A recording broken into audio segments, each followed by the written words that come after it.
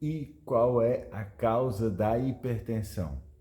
Essa doença tão comum, 25 a 30%, de acordo com alguns estudos diferentes, são o percentual da população brasileira que é acometida pela hipertensão. E muitos pacientes me perguntam isso, qual é a causa da hipertensão, Bruno? Muitas mensagens, muitas perguntas nas redes sociais também chegam até mim. E eu venho aqui explicar para você as principais causas da hipertensão. Tanto aqueles pacientes que têm hipertensão, eles querem saber por que desenvolveram, como também pessoas que não têm hipertensão, mas que na sua família, né, tem pessoas com hipertensão. Por exemplo, uma pessoa não tem hipertensão, mas o seu pai, sua mãe, seus irmãos podem ter hipertensão. Então esse paciente tem um risco maior de desenvolver hipertensão também. Então nesse vídeo nós vamos falar das principais causas. E as causas da hipertensão são divididas em duas: as causas primárias e as causas secundárias. Vou explicar um pouco para você sobre as causas secundárias.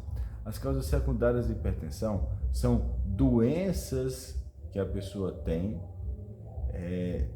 de algum fator, né? Alguma glândula, por exemplo, a pessoa tem uma doença e essa doença provocou a hipertensão.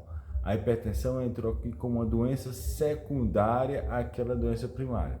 Por exemplo, na tireoide, uma das doenças que pode acometer a tireoide é o hipertireoidismo. A tireoide produz muito do seu hormônio e a grande quantidade do hormônio da tireoide ele pode provocar aumento dos batimentos do coração, pode provocar aumento da pressão. Então, a pessoa inicialmente tem o hipertireoidismo e essa grande produção do hormônio da tireoide provoca a hipertensão. A hipertensão aqui é uma hipertensão secundária, precisa ser tratada, mas a doença de base, a doença que causou essa hipertensão também precisa ser tratada. Isso também acontece com outras glândulas, doenças na hipófise, doenças nas suprarrenais, são alguns tumores nessas glândulas produzem uma grande quantidade de substâncias específicas para cada tumor e essas substâncias provocam um aumento da pressão também. Então essas daí são as causas secundárias, muitas delas têm envolvimento com doenças endócrinas também. E as principais causas de hipertensão é a hipertensão primária, em que a doença em si já é hipertensão. Hipertensão arterial sistêmica é a doença primária da pessoa. E essa doença primária ela é provocada por várias alterações metabólicas que acontecem no corpo da pessoa. Não é uma alteração só, um gene só que provoca as alterações na pressão. São vários genes e eles se conectam em si, as suas ações vão uma ação de um gene interfere na ação de outro gene, que interfere também na ação de outro, e são vários genes, por isso é chamada de doença poligênica. E as ações alteradas de cada um desses genes vão provocar posteriormente o desenvolvimento da hipertensão. Então, ela tem um comprometimento genético significativo. Então, a pessoa que tem na sua família pessoas com hipertensão tem um risco maior de desenvolver hipertensão, mas ele vai por herdar esses poligenes que estão alterados e vão provocar hipertensão. Mas aqui é um fator genético e esse fator genético ele sofre influência do meio. Sofre influência do estilo de vida da pessoa. E esse estilo de vida pode ser favorável ao desenvolvimento dessa hipertensão, favorável a essa hipertensão se desenvolver de uma maneira mais precoce, uma idade mais baixa da pessoa, e até também ser mais intensa essa hipertensão, uma hipertensão mais grave, níveis de pressão muito altos, tá? E também ser mais difícil de ser controlada, necessitar de mais remédios, de mais interferência para controlar. Isso vai depender muito do fator ambiental, do estilo de vida que a pessoa vai tomar e esse estilo de vida que vai influenciar diretamente no componente genético. tá?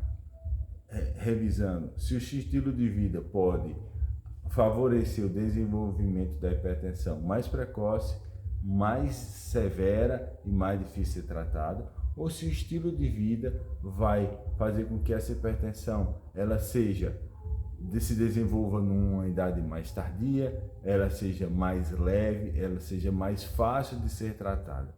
E aí é onde, por exemplo, a obesidade, síndrome metabólica, outras doenças que podem estar associadas geneticamente e metabologicamente, com diabetes, colesterol elevado, triglicerídeo elevado, ácido úrico elevado, o tabagismo, o excesso de bebida alcoólica, a alimentação, o exercício físico, todo esse componente do estilo de vida que também está associado diretamente à hipertensão, vai interferir se a pessoa realmente vai desenvolver ou não hipertensão. Algumas pessoas têm um componente genético mais significativo, com mais genes envolvidos, e aí essa pessoa pode desenvolver hipertensão, apesar do seu estilo de vida ser todo favorável, seu estilo de vida saudável, o mais saudável possível. Essa pessoa diz, eu tenho alguns pacientes desse caso, ele diz, mas doutor, eu cuido tanto da minha saúde, eu faço tanta atividade física, cuido da minha alimentação, controlo meu peso, durmo bem e minha pressão está alta. Eu disse, ainda bem que você faz tudo isso. Veja que sua pressão está, é hipertenso, mas sua pressão está controlada com poucos remédios. Se você não ajustasse todo esse seu estilo de vida, essa sua pressão possivelmente estaria alta, descontrolada, tomando vários remédios. Porque o componente dessa pessoa é um componente genético muito significativo, tá? Então, tem a parte genética e tem a parte comportamental, o estilo de vida da pessoa. Ambos terão influências. Para cada pessoa, as influências desses fatores serão maiores ou menores, tá bom? Então, é importante você analisar, conversar com o seu médico sobre qual fenótipo você geralmente se enquadra mais, né? Pode ser que você tenha um componente genético mais forte, um componente do estilo de vida mais significativo, mas, eu não sei, então cuide dos dois. A parte genética você, infelizmente, não tem como mudar. A medicina ainda não tem mudado os genes das pessoas, ainda não. No futuro próximo pode ser que isso aconteça, mas a parte ambiental, a parte do estilo de vida é onde você pode mais dar uma ênfase, mais contribuir, ajudar, melhorar. Faça isso dia após dia. Você vai ver como controlar a pressão pode ser realmente bem mais fácil. Tá? Espero que eu possa ter ajudado você nesse vídeo e a gente se encontra nos próximos. Até mais!